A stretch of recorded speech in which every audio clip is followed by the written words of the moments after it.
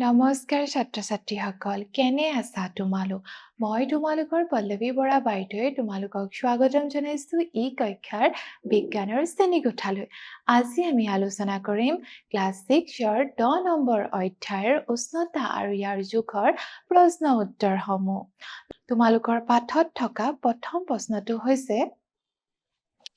শুদ্ধ উত্তৰৰ গোলটো সম্পূৰ্ণকৈ পূৰ কৰা এতিয়া প্ৰথমতে কেইটামান গোল দিছে আৰু যেটো শুদ্ধ হয় আগতে কৰাৰ দৰে সেই শুদ্ধটো আমি গোল কৰিব লাগিব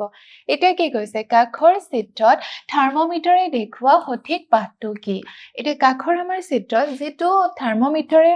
এডাল স্কেল দিয়া হৈছে এই স্কেলডালৰ সঠিক জোখটো আমি লব লাগিব এতিয়া চোৱা পাৰা কলে উঠি গৈছে দেখিছো আমি 25 লৈ উঠি গৈছে তো আমাৰ 25 এ হ'ব ইয়াৰ শুদ্ধ পাঠ তো 25 টো আমাৰ কোড আছে অপচন নম্বৰ সি গতিকে আমি গোল কৰিব লাগিব সি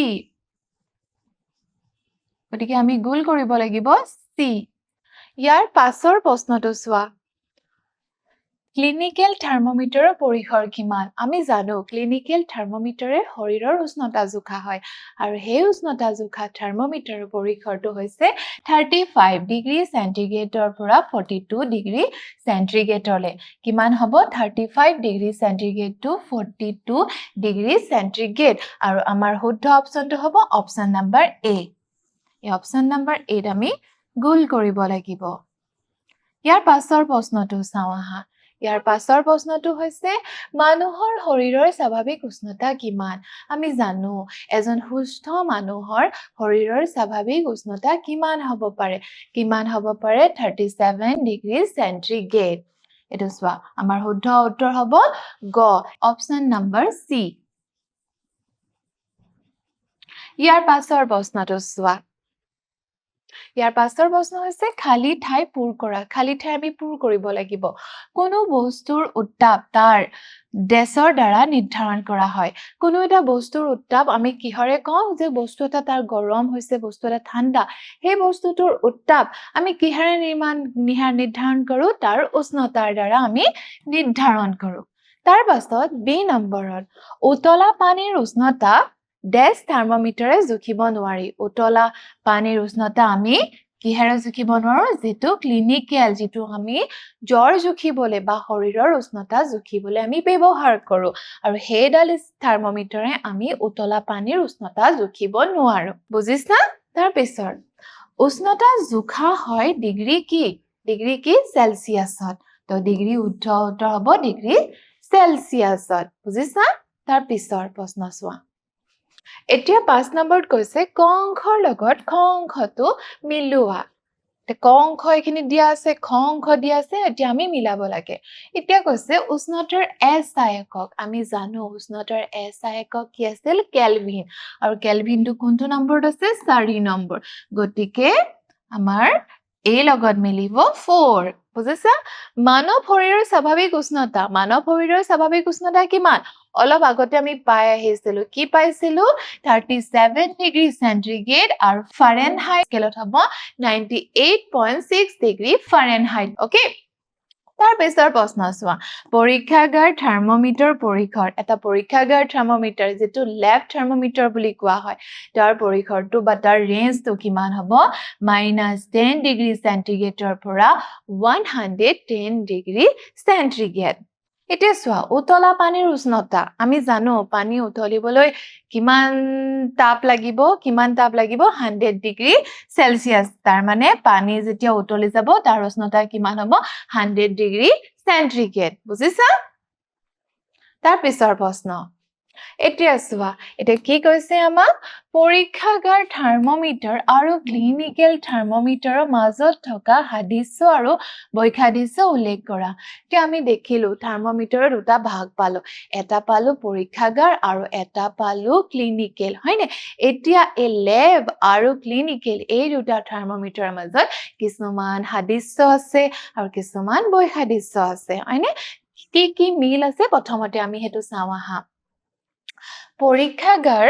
থাৰ্মোমিটাৰ আৰু ক্লিনিকেল থাৰ্মোমিটাৰৰ মাজত থকা সাদৃশ্য আৰু বৈসাদৃশ্যবোৰ তলত উল্লেখ কৰা হৈছে সাদৃশ্যবোৰ কি চোৱা পৰীক্ষাগাৰ থাৰ্মোমিটাৰ আৰু ক্লিনিকেল থাৰ্মোমিটাৰৰ উভয়ে পাৰা ব্যৱহাৰ কৰা হয়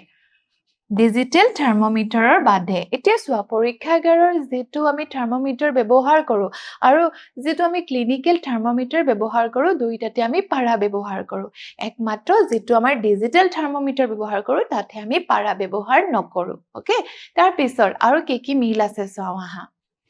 পৰীক্ষাগাৰ থাৰ্মোমিটাৰ আৰু ক্লিনিকেল থাৰ্মোমিটাৰ উভয়ে কাঁচৰ নলীৰে নিৰ্মিত এই দুইডাল থাৰ্মোমিটাৰ কিহেৰে বনোৱা কাঁচৰ নলীৰে বনোৱা থাকে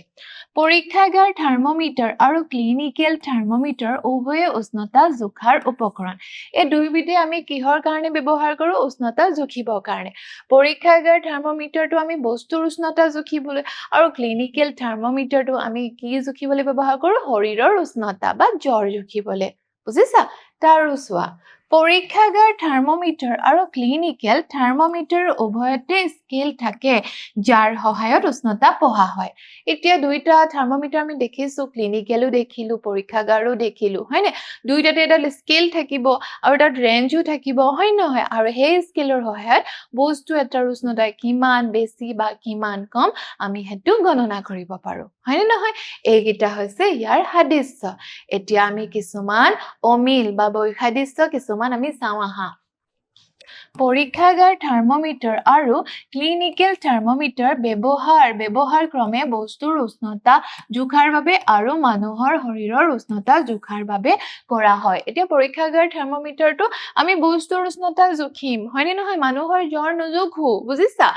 আৰু ক্লিনিকেল থাৰ্মোমিটাৰ মানুহৰ শৰীৰৰ উষ্ণতা জুখিম পানী কিমান গৰম বৰফ কিমান চেঁচা হেবোৰ আমি নজুখো এতিয়া চোৱা ক্লিনিকেল থাৰ্মোমিটাৰ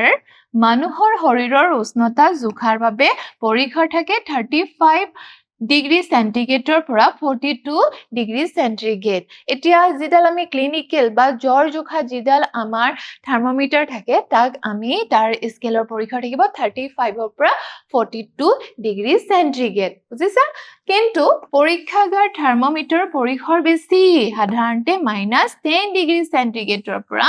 110 ডিগ্ৰী সেন্টিগ্ৰেডলৈকে থাকে দেখিছা তাৰ মানে পৰীক্ষাগাৰ থাৰ্মোমিটাৰৰ পৰিসৰটো ক্লিনিকেল থাৰ্মোমিটাৰতকৈ বেছি এগিটা আমি পাৰ্থক্য পাইছো এতিয়া চোৱা ক্লিনিকেল থাৰ্মোমিটাৰ আমি কি দেখিম যাৰ যেটো বাল্বটো আছে যে এই বাল্বৰ ওচৰত এটা ভাঁজ থাকিব বুজিছা এটা ভাঁজ থাকিব বা অলপ বেণ্ড কৰা থাকে আৰু লগতে চোৱা পৰীক্ষাগাৰ থাৰ্মোমিটাৰ খিনি পানী বায়ু বা ৰাসায়নিক পদাৰ্থৰ উষ্ণতা জোখাত ব্যৱহাৰ কৰা হয় এইবোৰ যিবোৰ আমাৰ পৰীক্ষাগাৰত ব্যৱহাৰ কৰো যাক আমি পৰীক্ষাগাৰৰ থাৰ্মোমিটাৰ বুলি কওঁ এটো পানী বায়ু বা ৰাসায়নিক পদাৰ্থবোৰৰ উষ্ণতা জোখাতহে আমি ব্যৱহাৰ কৰো বুজিছা তাৰ পাছৰ প্ৰশ্নটো চোৱা কি কৈছে ইয়াত কৈছে যে আমি কিয় পৰীক্ষাগাৰৰ থাৰ্মোমিটাৰ ব্যৱহাৰ কৰি আমাৰ শৰীৰৰ উষ্ণতা জুখিব নোৱাৰো অলপ আগতে মই কৈছিলো ন পৰীক্ষাগাৰ থাৰ্মোমিটাৰৰ বাল্বৰ ওচৰত বেণ্ড নাথাকে বুজিছানে হেতু অকল ক'ত থাকিব ক্লিনিকেল থাৰ্মোমিটাৰ এতিয়া আমাক প্ৰশ্নটো হৈছে আমি কিয় পৰীক্ষাগাৰৰ থাৰ্মোমিটাৰ ব্যৱহাৰ কৰি আমাৰ শৰীৰৰ উষ্ণতা জুখিব নোৱাৰো ইয়াৰ উত্তৰটো হ'ব আমি পৰীক্ষাগাৰৰ থাৰ্মোমিটাৰ ব্যৱহাৰ কৰি আমাৰ শৰীৰৰ উষ্ণতা জুখিব নোৱাৰো কাৰণ পৰিসৰ বেছি এটা যেটো পৰীক্ষাগাৰ থাৰ্মোমিটাৰ লৈছো তাৰ স্কেলটো আমাৰ কৰ পৰা হৈছে -10 ডিগ্ৰী সেন্টিগ্ৰেডৰ পৰা 110 ডিগ্ৰী সেন্টিগ্ৰেডলৈ বুজিছা ইয়াৰ পৰিসৰটো বহুত বেছি হয় আৰু বেছি হোৱাৰ কাৰণে কি হয় জানানে পৰীক্ষাগাৰ থাৰ্মোমিটাৰৰ উষ্ণতাৰ পৰিসৰ -10 ডিগ্ৰী সেন্টিগ্ৰেডৰ পৰা 110 ডিগ্ৰী লৈকে হয় যি মানুহৰ শৰীৰৰ বাবে স্বাভাৱিক উষ্ণতা 37 ডিগ্ৰীৰ তুলনাত বহুত ডাঙৰ হয় আৰু এই পৰিসৰটো মানুহৰ স্বাভাৱিক উষ্ণতা 37 হয় আৰু 37ৰ তুলনাত এই পৰিসৰটো বহুত বেছি ডাঙৰ হয় বুজিছা তাৰ পাছত চোৱা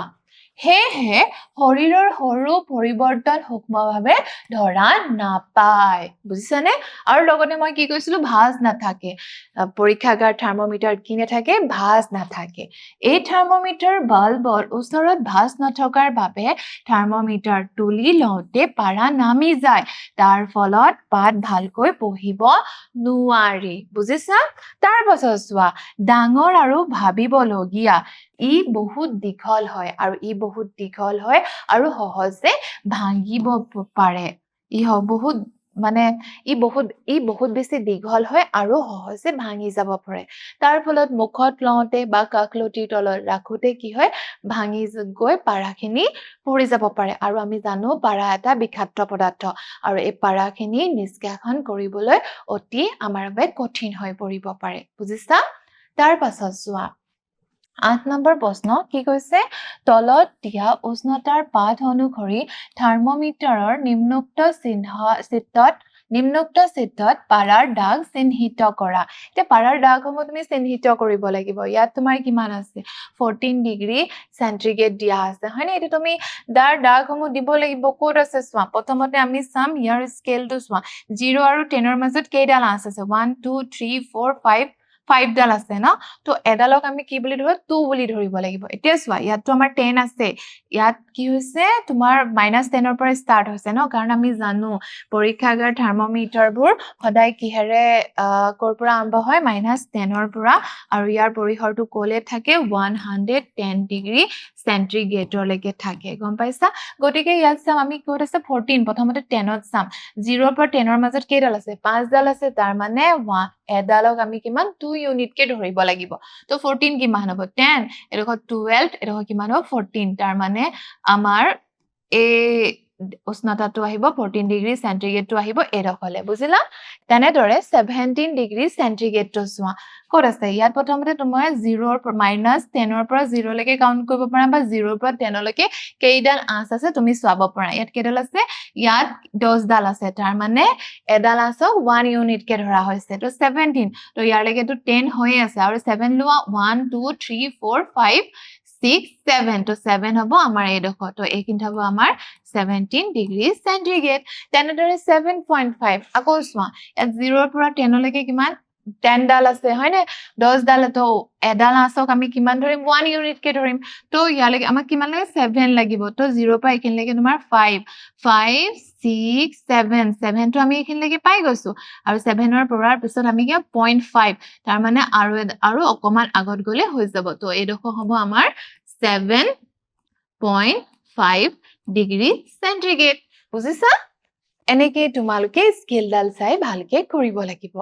আশা কৰো তোমালোকে এই পাঠটোৰ সকলোবোৰ বুজি পাইছা নহয় জানো আমি উষ্ণতাৰ কথা গম পালো উষ্ণতা জুখিবলৈ আমি কি যন্ত্ৰ ব্যৱহাৰ কৰো তাৰ কথা গম পালো অৰ্থাৎ থাৰ্মোমিটাৰ আৰু সেই থাৰ্মোমিটাৰৰ ভাগবোৰ আমি গম পালো থাৰ্মোমিটাৰ আমি ভাগবোৰ গম পালো যেনেকে ক্লিনিকেল থাৰ্মোমিটাৰ আৰু পৰীক্ষাগাৰ থাৰ্মোমিটাৰ আৰু এই ক্লিনিকেল থাৰ্মোমিটাৰ আৰু পৰীক্ষাগাৰ থাৰ্মোমিটাৰৰ মাজত কিছুমান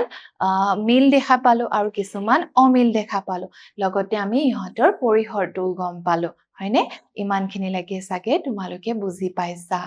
ভালদৰে পঢ়া শুনা কৰি থাকিবা পুনৰ লগ পাম নমস্কাৰ ধন্যবাদ